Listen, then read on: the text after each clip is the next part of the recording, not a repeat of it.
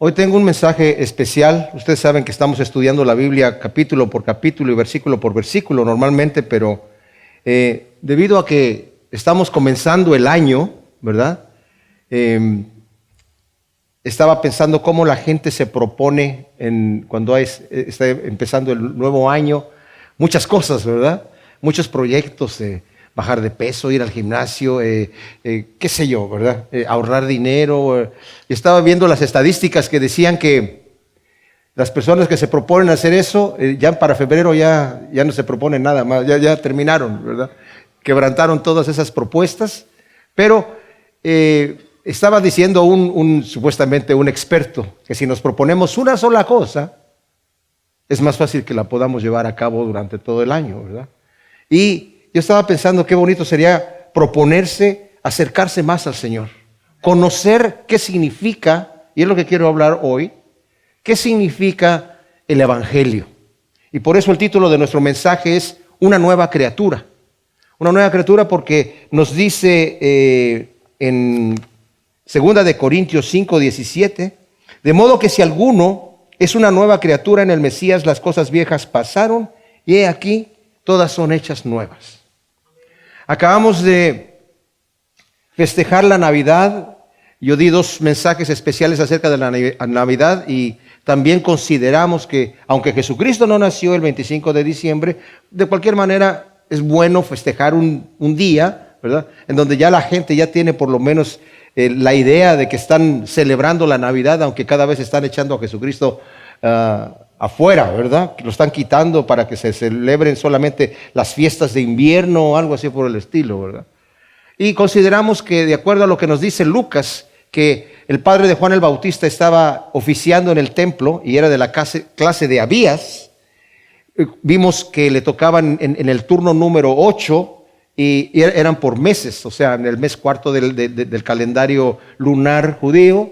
Y consideramos que cuando le da el aviso el ángel a Zacarías, se supone que inmediatamente después llegó a su casa, su mujer queda embarazada, y a los 6 meses de embarazo de Elizabeth, la madre de Juan el Bautista, el ángel Gabriel se aparece a María y le dice que va a ser utilizada para, a través de ella, nacer el Mesías. Eso sucede entre diciembre y enero del calendario lunar, ¿verdad? Dije judío, bueno, a nuestro calendario. Y 9 meses después nace nuestro Salvador, que ha de haber sido por ahí septiembre, octubre, y cae justamente en la fiesta de los tabernáculos. Y como vimos, Juan dice que Él vino y habitó entre nosotros. La palabra es vino y tabernaculizó con nosotros, ¿verdad? Eso lo digo ahí para que sepamos que más o menos la época en donde nació el Señor, pero eso no importa. El tema es que hemos estado considerando el hecho de que el Señor vino y nació, ¿verdad? Y como nos dice aquí en Mateo, capítulo 1, nos dice el versículo 18, ahora bien, el nacimiento de Jesús el Mesías fue así.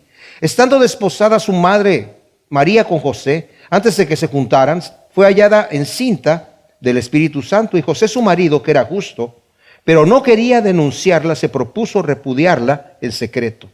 Y pensando él en esto, he aquí un ángel del Señor se le apareció en sueños, diciendo, José, hijo de David, no temas recibir a María tu mujer, porque lo engendrado en ella es del Espíritu Santo.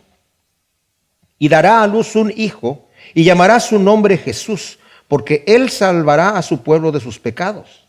Y todo esto aconteció para que se cumpliera lo dicho por el Señor mediante el profeta cuando dice, he aquí, la virgen quedará encinta y dará a luz un hijo, y le pondrán por nombre Emmanuel, que interpretado es Dios con nosotros.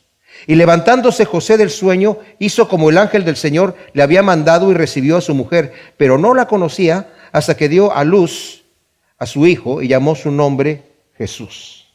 Volviendo a 2 de Corintios capítulo 5, en donde leímos el versículo 17, desde el versículo 14 nos dice así, porque el amor del Mesías nos constriñe pensando esto, que si uno murió por todos, entonces todos murieron. Y por todos murió, para que los que viven ya no vivan para sí, sino para aquel que murió y resucitó por ellos. De manera que nosotros, de aquí en adelante a nadie conocemos según la carne, y si aún al Mesías conocimos según la carne, ya no lo conocemos así. De modo que si alguno está que si alguno es una nueva criatura en el Mesías, las cosas viejas pasaron, he aquí, son hechas nuevas. Y todo esto proviene de Dios, quien nos reconcilió consigo mismo por el Mesías y nos confió el ministerio de la reconciliación. Esto es, que Dios estaba en el Mesías reconciliando al mundo consigo mismo, no tomándoles en cuenta sus pecados, y puso en nosotros la palabra de la reconciliación. Así que somos embajadores en nombre del Mesías, como si Dios rogara por medio de nosotros. Rogamos en el nombre del Mesías, reconciliaos con Dios. Al que no conoció pecado, por nosotros lo hizo pecado, para que nosotros llegáramos a ser justicia de Dios en él. Señor, te pedimos, Padre, que tú en este momento abras nuestra mente, nuestro corazón, y que nos hables tú, Señor. No queremos oír razonamientos humanos, sino queremos oír tu voz, Señor, para que conozcamos la grandeza de tus promesas, la grandeza de tu plan, la grandeza de las buenas nuevas de salvación para nosotros. En el nombre de Cristo Jesús. Amén. Mis amados, a veces hay personas que van a la iglesia y tienen una idea de un Jesucristo de religión. Y mi pregunta es para todos nosotros, ¿eres cristiano? ¿Eres realmente cristiano? ¿Has oído? ¿Has entendido? ¿Has creído?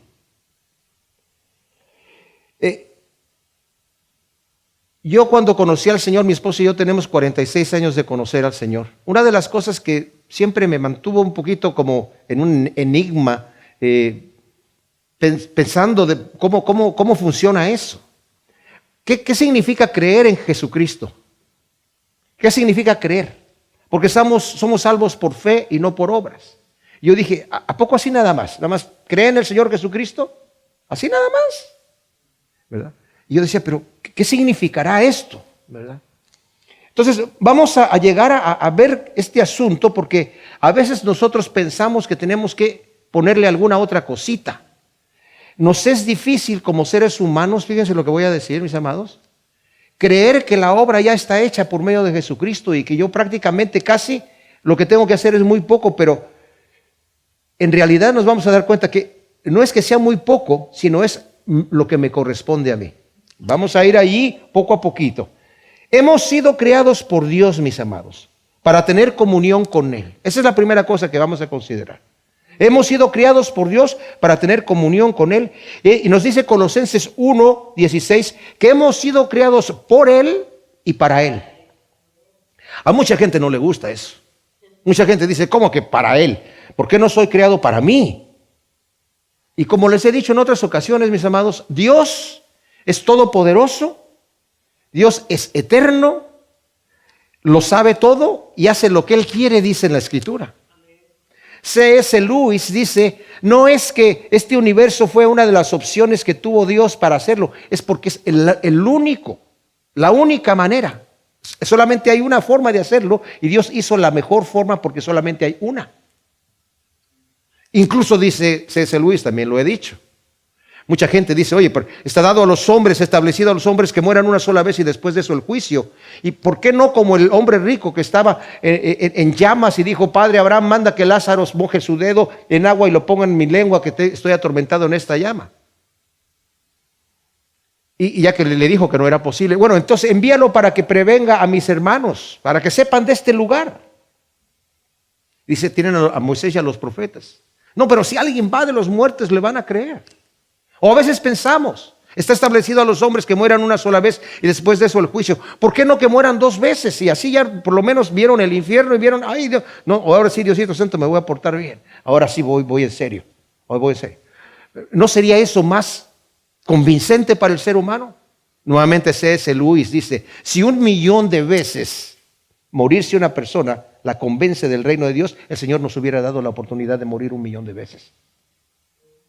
Por eso cuando le responde Abraham dice, a los profetas te digo que si no cree a Moisés y a los profetas, estos hombres, aunque se levante uno de los muertos, no van a creer. Y sí se levantó uno de los muertos, nuestro Salvador, ¿verdad? Entonces, hemos sido creados por Dios, por Él y para Él. Mis amados, Dios es el que raya la cancha. Dios es el que nos dice cómo son las cosas. Nos guste o no nos guste. Y mejor que nos guste, porque Él hace lo que Él quiere. En otra ocasión he dicho yo, Es una idea aterradora pensar que Dios lo puede hacer todo y hace todo lo que se le da la gana y no tiene que darle explicación a nadie. Es una idea aterradora a menos que yo esté convencido y sepa que Dios es infinitamente bueno, infinitamente amoroso y que todo lo que Él quiere para mí es para mi propio beneficio y bienestar y placer. Porque en su presencia hay plenitud de gozo, dice el salmista, y delicias a su diestra para siempre. Entonces, Dios, cuando nos ha creado para Él y por Él, es porque tiene para nosotros algo muy especial. Pascal, el matemático francés de hace muchos años, dijo, el hombre ha sido creado por Dios con un vacío en su interior que tiene la forma de Dios. Y no se puede llenar con ninguna otra cosa más que con Dios mismo. Pero esa llenura con Dios, mis amados, es una cosa tremenda. Cuando nosotros llegamos a realizar lo que Dios tiene para nosotros, descubrimos las palabras de Jesucristo que toman vida en nuestra vida, que es, yo he venido para que tengan gozo, pero un gozo no mediocre, un gozo completo. Yo he venido para que tengan vida, pero no una vida mediocre, una vida plena, llena. O sea, Dios quiere de mí lo mejor y todo lo que Él tiene para mí. Es como que yo lo ando buscando, pero no sé dónde está y Dios lo tiene en su mano para dármelo a mí. Entonces hemos sido creados por Él y para Él. Ahora, desafortunadamente, punto número 2, el hombre, estoy hablando hombre y mujer, por naturaleza hemos escogido y seguimos escogiendo vivir nuestras vidas sin Dios.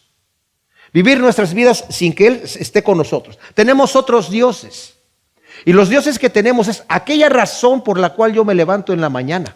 Aquella razón que me da fuerza y energía para, ok, ahí estoy. ¿Qué es lo que me llena en mi mente? Miren, mis amados, el Señor le dijo cuando estaba dando el sermón del monte, dice, no te preocupes por qué vas a comer o qué vas a vestir. Porque Dios sabe, el Padre sabe que tienes necesidad de esas cosas. Ocúpate primeramente del reino de Dios y su justicia y el Padre te va a dar todo lo que tú necesites. Ahora, ¿eso qué quiere decir, verdad?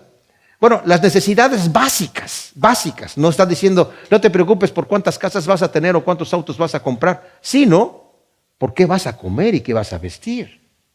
El Padre sabe que necesitas esas cosas. Ocúpate en buscar el reino de Dios y su justicia. Eso no quiere decir que yo estoy todo el tiempo pensando en el reino de Dios y su justicia. Claro, obviamente, si yo estoy trabajando, si tengo un trabajo secular y estoy operando en mi trabajo secular, mi mente va a estar en el trabajo. Pero les digo una cosa, cuando nosotros no estamos ocupados, o sea que nuestra mente, digamos, está en punto muerto, en neutro, ¿verdad? Nuestra mente se va a lo que más aprecia. Eso es nuestro Dios. Ese es nuestro Dios. ¿A dónde se va nuestra mente cuando está en neutro? Ese es nuestro Dios. Entonces, por naturaleza, vivimos y seguimos viviendo. El hijo pródigo en Lucas 15 nos dice que vivía con su padre, que su padre tenía su dinero, ¿verdad? Tenía en una hacienda grande, no le faltaba nada. De acuerdo a la historia que está en Lucas 15, el padre era un hombre benévolo, que amaba a sus hijos. Pero el muchacho quería su vida sin que el padre le estuviera diciendo, mira, te tienes que levantar a tal hora, tienes que hacer estas cosas. Yo quiero mi libertad. ¿Sabes qué, viejo? Tú no te mueres. Entonces dame lo que me va a tocar. ¿Para qué estoy aquí perdiendo el tiempo? Dame lo que me va a tocar, mi herencia, para yo vivirla como me da la gana. Y el padre le entrega la herencia. Le pudo haber dicho cualquier cosa el padre, pero le entrega la herencia.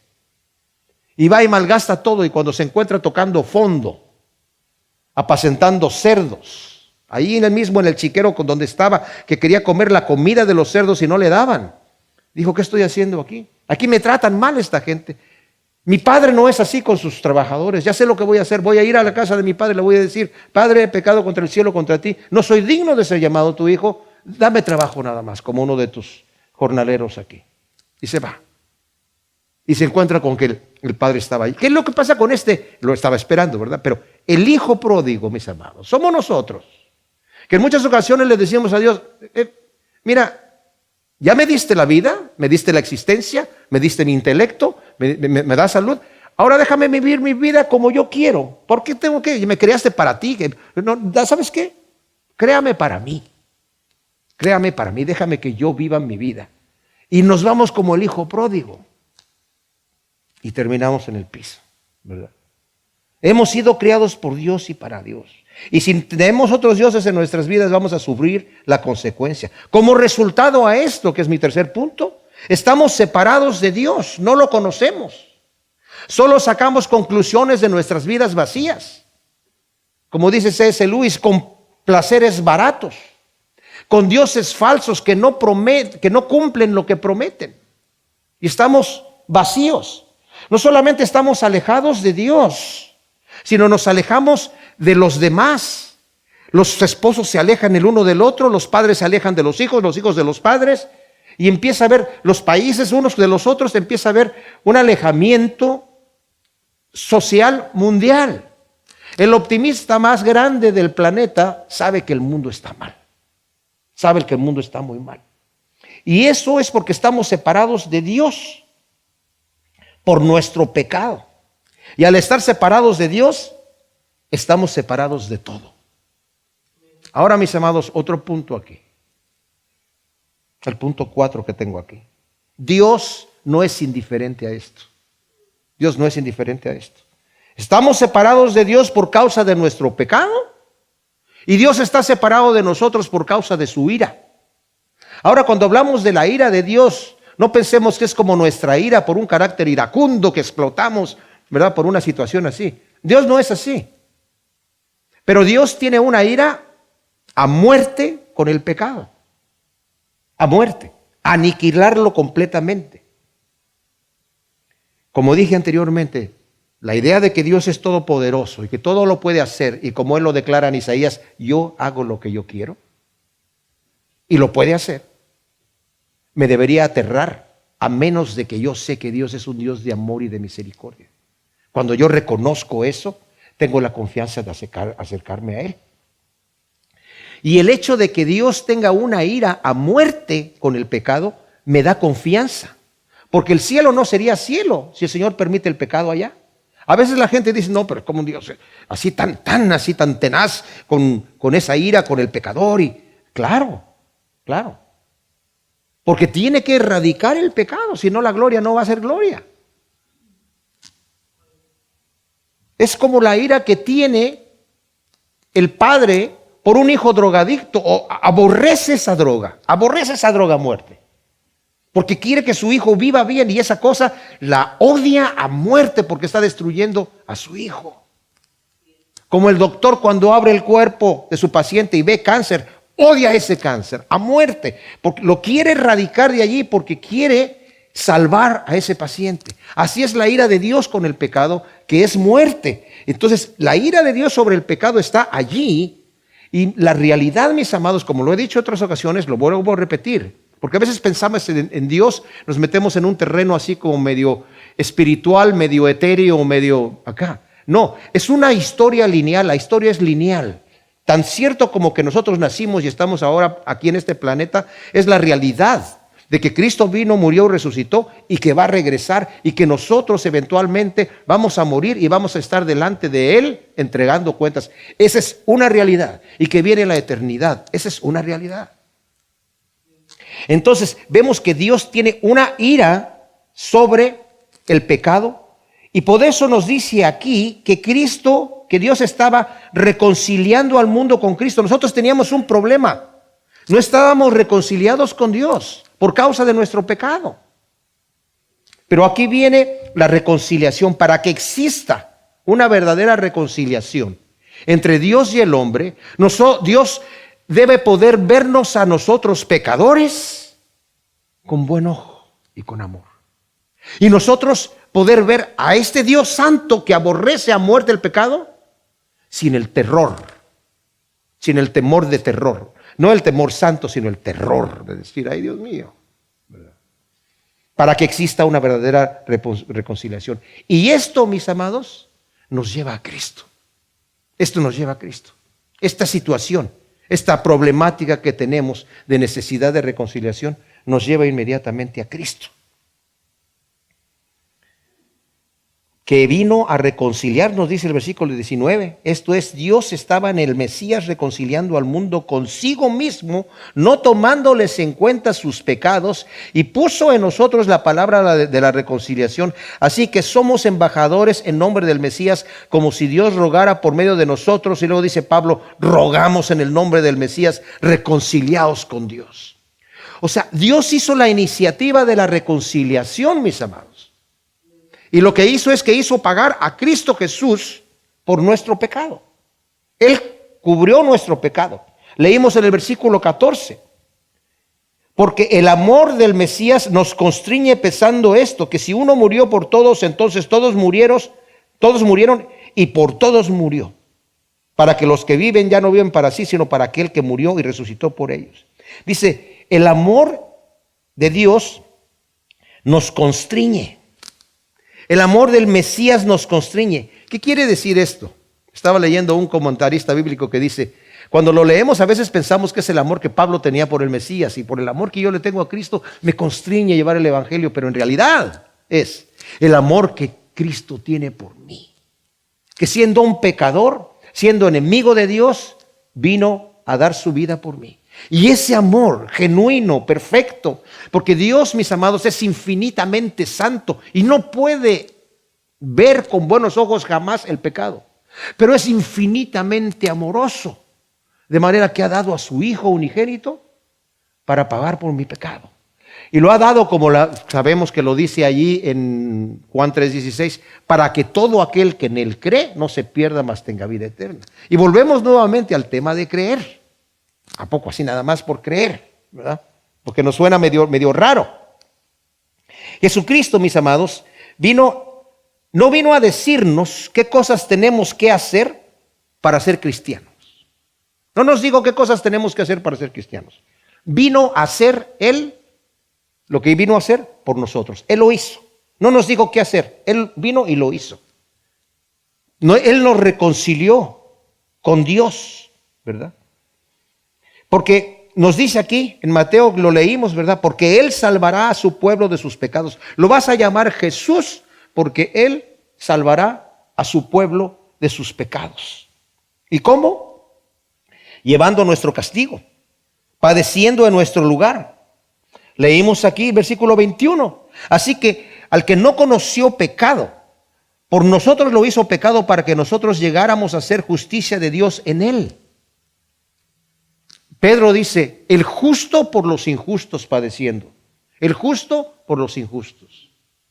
Y es ahí donde nosotros a veces pensamos, ¿qué es lo que hace la fe?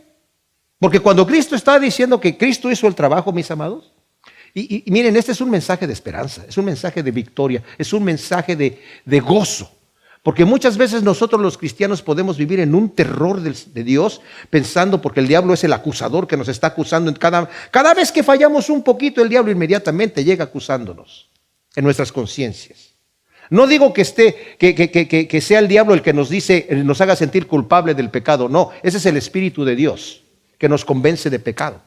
Pero la acusación a la condenación viene directamente del enemigo. Porque dice la Escritura, ninguna condenación hay para los que están en Cristo Jesús. ¿Quién es el que condenará? Cristo es el que murió, el que aún resucitó, el que está en el cielo. ¿Qué haciendo? Intercediendo por nosotros.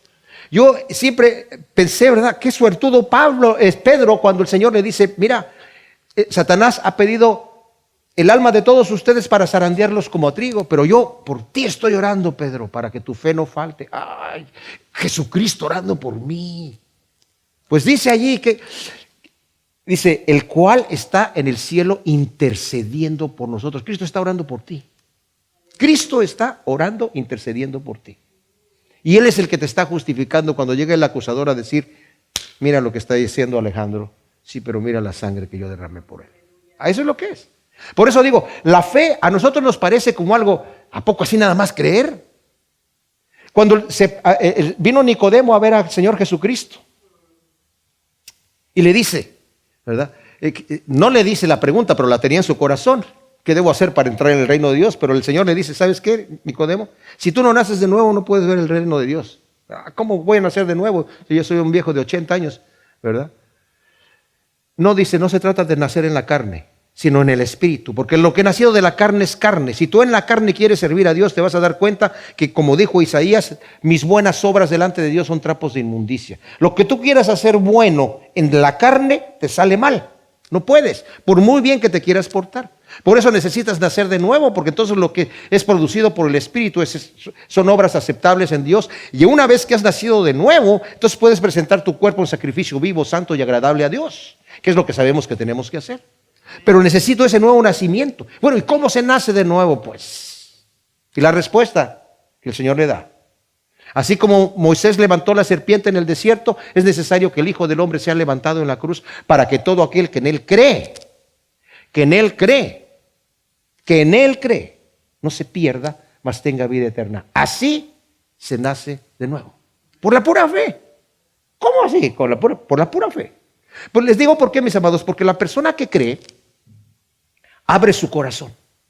Y de una manera misteriosa, no lo sabemos cómo, el Espíritu Santo entra y me transforma. Es una labor que Dios hace. Y al rato volteo hacia atrás en mi vida y veo, oye, no soy lo que quiero ser, pero no soy lo que era. Voy pasando de gloria en gloria, el Señor me va a estar dando un crecimiento, porque eso es lo que es, mis amados. El convertirse a Cristo Jesús, mis amados, no es así de la noche a la mañana, ¡pum!, y ya estás perfecto, sino a través de pruebas, de tribulaciones, del caminar de la vida, de caídas y levantadas y todas estas cosas. 7 veces cae el justo, pero 7 veces se levanta. Estamos nosotros siendo transformados de gloria en gloria, pero a través de la pura fe. Cuando el Señor... cuando Pablo estaba en Filipos y lo metieron a la cárcel con Silas, vino un terremoto, sacudió la cárcel y se abrieron las puertas. El carcelero, cuando vio que estaban abiertas las puertas, sabiendo que si se escapaban los muertos a él lo iban tal vez a crucificar, no queriendo sufrir la tortura de la muerte romana, se iba a suicidar. Y Pablo le dice, no te hagas ningún daño, todos estamos aquí, nadie se ha ido. Entonces el hombre salió. ¿Cuáles fueron sus preguntas? Su primera pregunta: señores, ¿qué debo hacer para ser salvo? A propósito, es muy raro que una persona de la nada saque esa pregunta, ¿verdad? ¿Qué debo hacer para ser salvo? ¿Y qué le dice Pablo? Cree. Con eso estás listo. Con solamente creer, sí, cree. Y vas a ser salvo, tú y tu casa. Y hacer una gran fiesta. La samaritana, el capítulo 4 de Juan, va con los samaritanos después de que deja ahí sus cántaros ahí en el pozo, y se va para allá y le dice, ¿saben qué? Encontré un hombre que quizá me ha dicho todo lo que he hecho, quizás sea el Mesías. Y los hombres salen a verlo y lo invitan a la ciudad para que le siga hablando, y lo escuchan y le dicen a la mujer, ya no creemos por tu dicho, porque nosotros mismos hemos oído y hemos creído. ¿Tú has oído? ¿Tú has creído? El cristiano, mis amados, Dios estaba en Cristo reconciliando al mundo. Jesucristo, como dije yo, no vino a decirnos qué hacer, sino Él vino a hacerlo.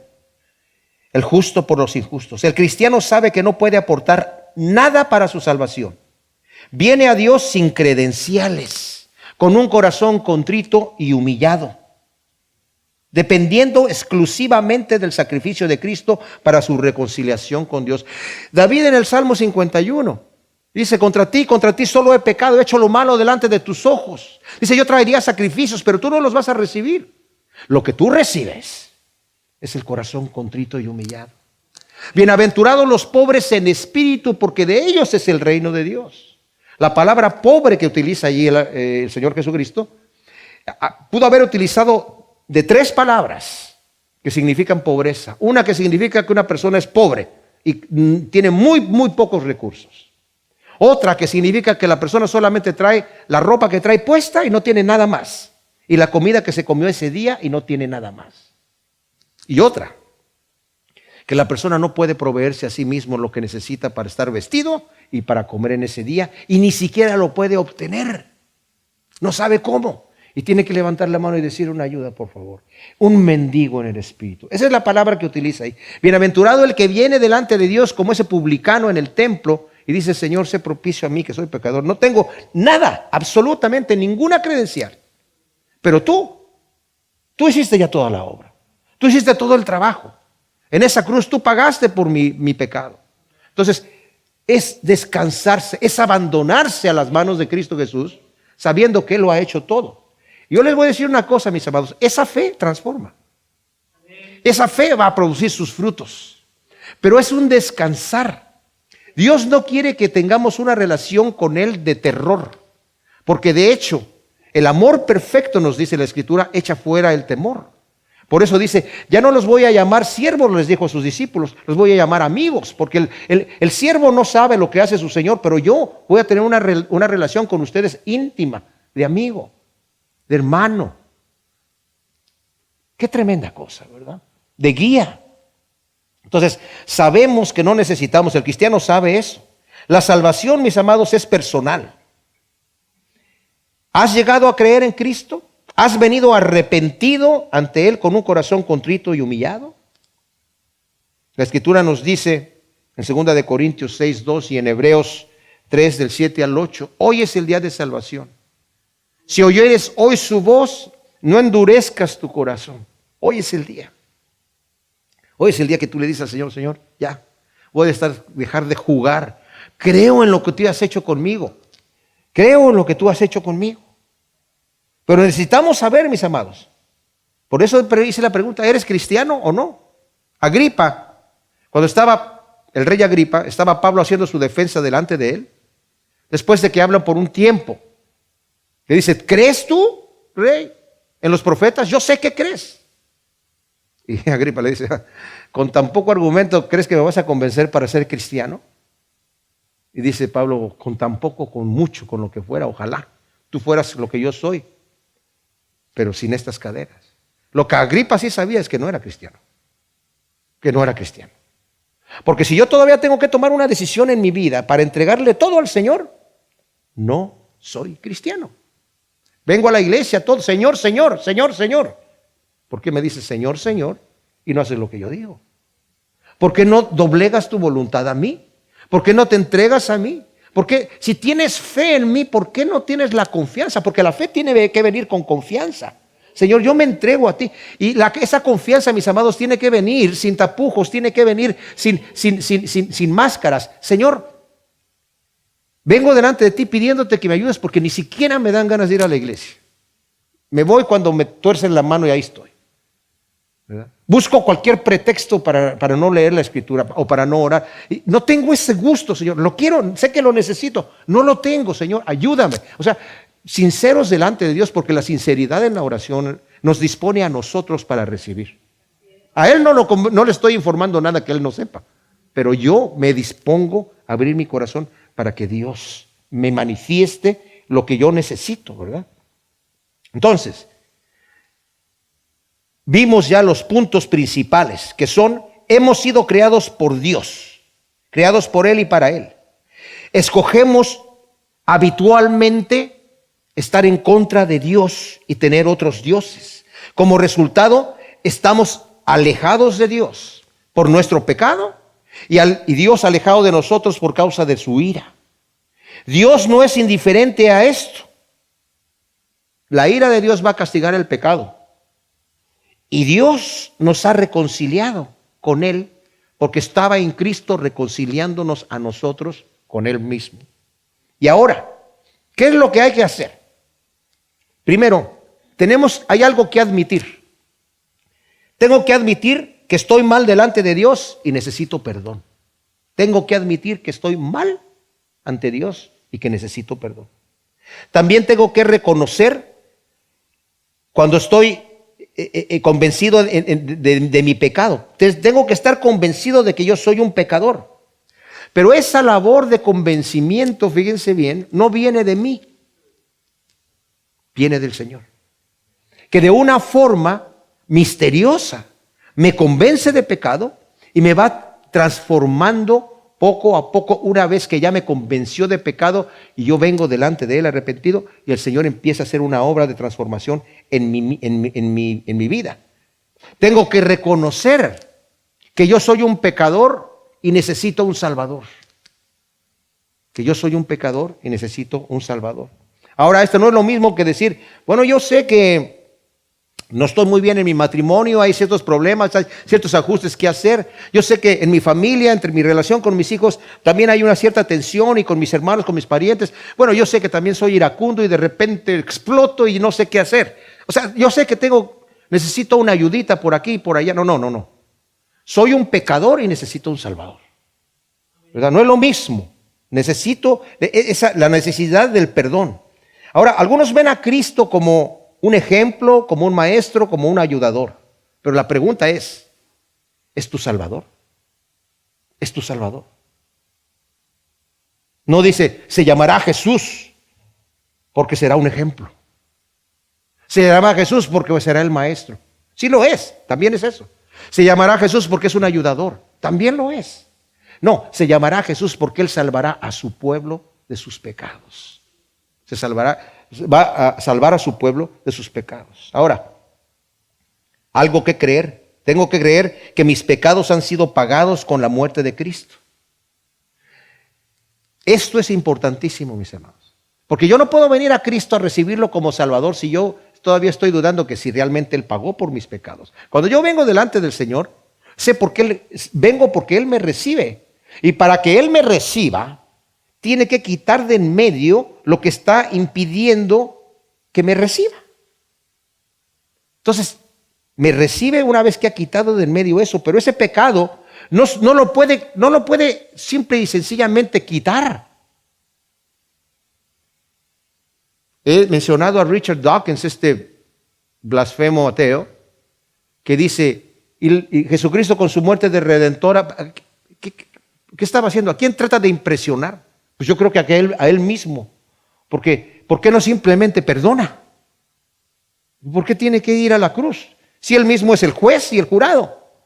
Él es la víctima y el sacrificio. O sea, Él puede hacer lo que Él quiera. ¿Por qué no nada más perdona? Porque esa cosa porque no entiende el hombre, no entiende la muerte redentora de Cristo. Y como lo he dicho en otras ocasiones, mucha gente se burla de la muerte redentora de Cristo. Diciendo, ¿cómo que va a morir Cristo por mí? ¿En qué país, de qué parte del mundo una persona puede morir por otra? No hay. Pues no puede morir por otra, pero sí lo que sí sucede en la justicia humana es que si una persona cae a la cárcel por un delito y el juez impone una fianza para que salga en libertad, cualquiera puede pagar la fianza. El juez no va a decir, momentito, ¿con el sudor de qué frente se ganó ese dinero? Porque si no es con el sudor de la frente de la víctima, no lo recibo. No, cualquiera lo paga. Y en la economía de Dios es así. La muerte de Cristo paga por nuestros pecados, porque Dios no puede pasar por alto así nada más, porque es un Dios justo. Es justo. Entonces, creer que en mis pecados han sido pagados con la muerte de Cristo, creer lo que Cristo dijo, que tomó sobre sí mismo mi pecado, mi culpa, mi vergüenza, mi intento incluso de autojustificarme, también lo tomó sobre sí mismo. Yo no tengo absolutamente nada. Llegar a creer en Cristo es confiar exclusiva, total y enteramente en Cristo para mi reconciliación con Dios a través de su sacrificio en la cruz. Esto es confiar en lo que otro hizo por mí. La religión dice, haz lo mejor que puedas y Dios va a llenar los vacíos, los huequitos que hay ahí. Pero no, el cristiano sabe que no puede aportar absolutamente nada para su salvación, nada. Y depende exclusivamente, total, exclusiva y enteramente de Cristo para su salvación, ¿verdad? Y que Dios lo perdona porque Cristo murió por nosotros los pecadores, pagando así el precio de nuestra rebelión, haciendo posible la reconciliación con Dios. Ahora, algo que considerar también tenemos que hacer. Que esto es un asunto crucial. La eternidad está de por medio. Está establecido para los hombres que mueran una sola vez y después de esto el juicio, Hebreos 9:27. O sea, nuestra eternidad está de por medio. Juan dice, el que cree en el Hijo tiene la vida, pero el que rehúsa creer en el Hijo no verá la vida, sino que la ira de Dios está sobre él. El que cree en el Hijo tiene vida eterna. Es bien sencillo. ¿Crees? Tienes. ¿Rehusas creer? La ira de Dios está sobre ti. Así nada más. como dije yo, el creer abre mi corazón para recibir de Dios, ¿verdad? Y la persona que cierra su corazón, la ira de Dios está sobre él, ¿verdad? ¿Estás listo para encontrarte con Dios? Si Dios te llama a cuentas hoy, ¿estás listo? Yo antes pensaba cuando me hacían esa pregunta, es que tengo muchas cosas que arreglar para estar listo. No. Para estar listo solamente tengo que venir delante de Dios arrepentido, pidiendo perdón y creer que es su sacrificio ha pagado por mi pecado. Es instantáneo. Puede ser ahora. Puede ser como el ladrón en la cruz que le dijo, acuérdate de mí cuando vengas en tu reino. Hoy estarás conmigo en el paraíso, le dijo el Señor. No tuvo que hacer ninguna obra, no podía hacer nada el hombre. Y igual, no nos está pidiendo el Señor eso. Al carcelero, ¿qué debo hacer para ser salvo? Cree. Así nada más, así. A la mujer samaritana también. Y los otros hombres hemos oído y creemos que este es el Salvador del mundo. Lo demás, mis amados, viene automático con el Espíritu de Dios operando en nuestras vidas. Cuando yo me dejo en las manos de mi maestro, en manos del alfarero para que él me siga moldeando, ¿verdad? Es crucial y costoso. A Dios le costó su Hijo. Ahora solamente hay una manera de venir a Dios. Como criatura, le debo todo por haberme creado, por ser Él mi creador. Como pecador, le debo todo por ser Él mi redentor. Así nada más. Vengo agradecido delante de Él. Como la mujer pecadora que llegó delante del Señor allí en la casa de Simón el fariseo y empezó a llorar a los pies de Cristo. No dijo nada. No dijo perdón. No dijo no lo vuelvo a hacer. Se voltea al Señor y le dice, tus pecados te son perdonados. Ya venía destrozada la mujer, ¿verdad? Y David le dice al Señor, ¿verdad? Tú no quieres nada, Señor, yo lo traería por mi pecado, pero no tengo. Lo único que yo sí te puedo ofrecer, y eso lo recibes tú, y no lo desprecias, es el corazón contrito y humillado. Entonces, ¿qué es lo que debo hacer yo? ¿Hay algo que yo tenga que hacer? Pues la Escritura nos dice, siempre el mensaje del Evangelio empezó, como lo dice ahí en Marcos 1:15. Arrepiéntanse y crean en el Evangelio. Arrepiéntete y cree. Cree que Cristo es el Salvador, que Cristo pagó por tu pecado. Arrepiéntete y cree. El arrepentimiento significa decirle a Dios que estás genuinamente arrepentido de haberte olvidado de Él, de haber blasfemado, de haber pecado contra Él, y que con su ayuda te vas a volver en la otra dirección de todo y para dejar de hacer de todo aquello que le ofende y le desagrada con tu ayuda, Señor, porque yo no puedo solo. O sea, yo me conozco y sé que soy un hombre rebelde, pero Señor, con tu ayuda, yo me pongo en tus manos. Vengo arrepentido y creo que tú vas a hacer la obra. Mis amados, es elemental, pero súper elemental que sepamos descansar en Cristo Jesús. Lo voy a repetir. Descansar en Cristo Jesús es decir, Señor, yo me veo a mí mismo que no estoy haciendo lo correcto. Pablo en Romanos dice que la ira de Dios se revela contra toda impiedad e injusticia de los hombres que detienen con injusticia la verdad. Habiendo conocido a Dios, no lo glorificaron como a Dios. No tienen excusa, lo conocieron por medio de las cosas hechas. Lo invisible de Dios se ha hecho visible para ellos, pero ellos lo han negado y luego Dios los entrega a una mente reprobada para hacer una serie de porquerías y hacer unas cosas que no les convienen. Al final del capítulo 1 dice, esta gente sabe que el dictamen de Dios, el juicio de Dios para los que practican tales cosas es muerte, pero no les importa. Lo siguen haciendo y se complacen con lo que las practican. Y luego le habla al moralista diciéndole, ¿y tú? Que sabes que eso está mal, que dices esos tipos están mal, lo que están haciendo está perverso, y haces lo mismo. ¿Tú crees que vas a ser librado? ¿Tú crees que porque Dios no ha descargado el puño que está probando lo que estás haciendo? Lo que pasa es que Dios te está dando oportunidad que te arrepientas, pero por tu corazón no arrepentido estás atesorando ira para el día de la ira de Dios. Estás en la misma canasta. Y el religioso, tú que tienes los oráculos de Dios en la mano, que eres maestro de los indoctos, que predicas que no sea de robar, robas. Que predicas que no sea de adulterar, adulteras. No hay justo ni hay un uno, tú también estás en la misma. Entonces, ¿qué pasa? Dice, ahora aparte de la ley, está la justicia, que es por la fe. Por la pura fe. Por la pura fe. De manera que Romanos 4:5 dice, Dios, a aquellos que han creído, los declara justos. Al injusto, lo declara justos. Yo todavía me veo injusto, pero Dios me está viendo. Yo estoy viendo el producto final. Yo no veo el bloque de mármol, yo veo la escultura final. El plan ya está hecho, yo ya sé lo que voy a hacer contigo. Te voy a transformar a la imagen de Cristo Jesús.